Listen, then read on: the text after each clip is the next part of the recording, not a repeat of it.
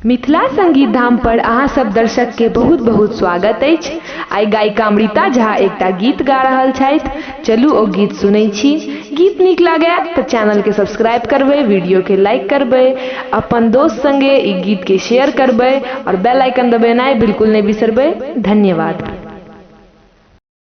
गौरी पूजू गौरी पूजू जनक भवन में है सुकुमारी सिया। पूजी पूजी मांगू आही बात है सुकुमारी सिया। पूजी पूजी मांगू आही बात है सुकुमारी सिया। एक हाथ लिया सीता फूल के डलिया है सुकुमारी सिया। एक हाथ लिया सीता फूल के डलिया है सुकुमारी सिया।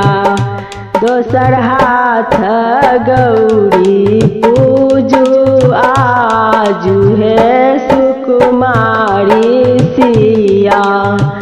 दोसर हाथ गौरी पूजू आजू है सुकुमारी सिया।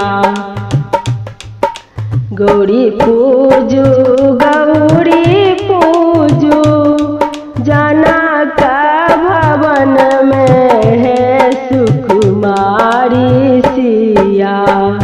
पूजी पूजी मांगू आही बात है सुकुमारी सिया।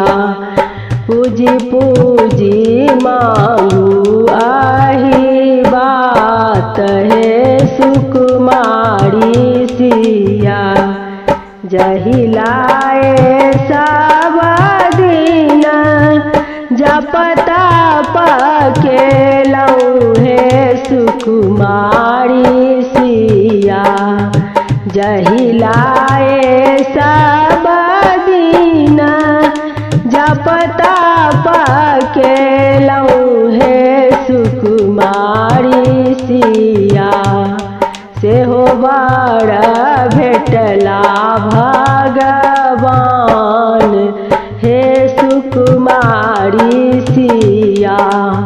से हो बड़ भेटला भगवान हे सुकुमारी सिया। गौरी पूजू गौरी पूजू जनक भवन में है सुकुमारी सिया। पूजी पूजी मांगू आही बात है सुकुमारी सिया। पूजी पूजी मांगू आही बात है सुकुमारी सिया।